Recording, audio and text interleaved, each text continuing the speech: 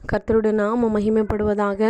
ஆண்டவராகிய இயேசு கிறிஸ்து இந்த நாளில் நமக்கு ஜீவனை கொடுத்து ஆயுஸ் நாட்களை கூட்டி கொடுத்து அவருடைய வார்த்தை கேட்கும்படியாய் தேவன் பாராட்டின பெரிய கிருபைகளுக்காய் நன்மைகளுக்காய் கொடான நன்றி செலுத்துவோம். நாம் ஒவ்வொரு நாளும் நிற்பதும் நிர்மூலமாகாமல் இருக்கிறதும் அவருடைய பெரிய கிருபையாக இருக்கிறது. இந்த நாட்களில், இந்த மழை நாட்களில் எத்தனையோ பேர் இடமில்லாதபடிக்கு, வீடு இல்லாதபடிக்கு எத்தனையோ ஜனங்கள் கஷ்டப்படுகிறதை பார்க்கிறோம். ஆனாலும் தேவனுடைய பெரிய கிருபையின் நிமித்தமாய் ஆகாயத்து பறவைகளுக்கு போஷிக்கிற கர்த்தர் நம்மளை அதை காட்டிலும் அதிகமாய் நம்மளை வழிநடத்திட்டு வருகிற நம்ம தேவாதி தேவனுக்கு நம் ஒவ்வொரு நாளும் ஸ்தோத்திரங்களையும் நன்றிகளையும் ஏறெடுக்கிறவர்களாய் காணப்பட வேண்டும். இந்த நாளிலும் கூட கர்த்தர் வெளிப்படுத்தி பேசுகிற வார்த்தை யோவான் 11ஆம் அதிகாரம் 40ஆம் வசனம் இப்படி சொல்லுகிறது: நீ விசுவாசித்தால் தேவனுடைய மகிமையை காண்பாய். விசுவாசித்தால் தேவனுடைய மகிமையை காண முடியும் என்று சொல்லி இந்த நாளில் ஆண்டவர் வெளிப்படுத்தி பேசுகிறதை பார்க்க முடிகிறது.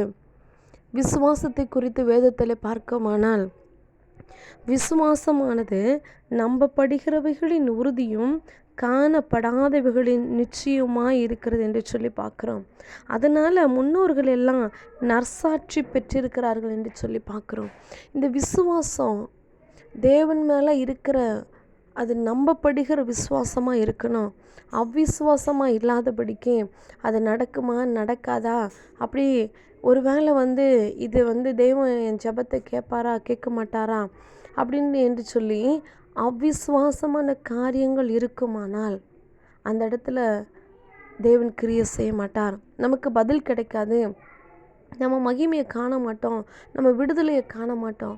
ஆனால் என் அன்பு சகோதரனே சகோதரியே, இந்த வார்த்தை கேட்டுக்கொண்டிருக்கிற உங்களுடைய வாழ்க்கையில் கர்த்தர் சொல்லுகிற காரியம் என்ன அப்படின்னா, உறுதியான விசுவாசமாக இருக்கணும். உறுதியான நம்பிக்கையோடு கூட அந்த விசுவாசம் இருக்கணும். விசுவாசமானது நம்பப்படுகிறவர்களின் உறுதியாக இருக்கிறது என்று சொல்லி பார்க்குறோம். காணப்படாதவைகளின் நிச்சயமாக இருக்கிறது என்று சொல்லி பார்க்குறோம். அதனால தான் முன்னோர்களுடைய வாழ்க்கையில் பார்க்குறோம், முற்பிதாக்களினுடைய வாழ்க்கையில் பார்க்குறோம். அவங்க தேவனுடைய சத்தத்துக்கு செவி கொடுத்து, தேவனுடைய வார்த்தைகளுக்கு செவி கொடுத்து, தேவனை விசுவாசித்து, தேவன் கொடுக்கப்பட்ட வாக்கு தத்தத்தை பெற்றுக்கொண்டார்கள் என்று சொல்லி பார்க்குறோம். வேதத்தில் பார்க்குறோம், விசுவாசத்தினால யோனுக்கு மரணத்தை காணாதபடிக்கு எடுத்துக்கொள்ளப்பட்டான் என்று சொல்லி பார்க்குறோம். விசுவாசம் இல்லாமல் தேவனுக்கு பிரியமாக இருப்பது கூடாத காரியம் என்று சொல்லி பார்க்குறோம். இந்த விசுவாசத்தினால நோவா தன் காலத்தில் காணாதவைகளை குறித்து தேவனுடைய எச்சரிப்புக்கு பயபக்தி உள்ளவனாகி தன் குடும்பத்தை ரட்சிப்புக்குள்ளே கொண்டு வந்தான் என்று பார்க்குறோம். பேழையை உண்டு பண்ணான், அதனால் அவன் உலகம் ஆக்கினைக்குள்ளானது என்று தீர்த்து விசுவாசத்தினால் உண்டான நீதிக்கு சுதந்திரவாளியானான் என்று சொல்லி பார்க்குறோம். காணாததை குறித்து நோவா விசுவாசித்ததுனால தான், தேவனுடைய சத்தத்துக்கு விசுவாசித்து கீழ்ப்படிந்ததுனால தான் அவன் நிமித்தமாக அவன் குடும்பம் பாதுகாக்கப்பட்டது.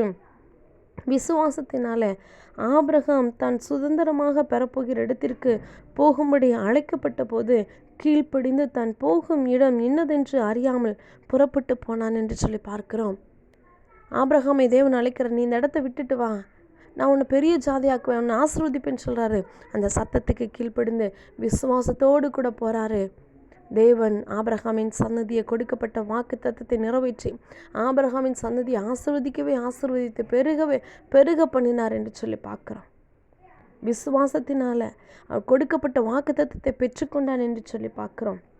விசுவாசத்தினால யாக்கோபு தன் மரண காலத்தில் யோசேப்பினுடைய குமாரர் இருவரையும் ஆசீர்வதித்தார் என்று சொல்லி பார்க்குறோம். விசுவாசத்தினால மோசே, யோசேப்பு, இப்படி முற்பிதாக்கள் தேவன் சொன்ன எல்லா வாக்கு தத்தத்தையும் அவர்கள் கீழ்ப்படிந்து விசுவாசித்து அந்த ஆசீர்வாதங்களை பெற்றுக்கொண்டார்கள் என்று சொல்லி பார்க்குறோம். என் அன்பு சகோதரனே சகோதரியா, அன்னைக்கு முற்பிதாக்களுக்கு செய்த தெய்வம் இன்றைக்கி நமக்கு செய்யாமல் இருக்கிற காரணம் என்ன அப்படின்னா, தாமதமாகிற காரணம் என்னென்னா, நமக்குள்ளே காணப்படுகிற விசுவாசம்.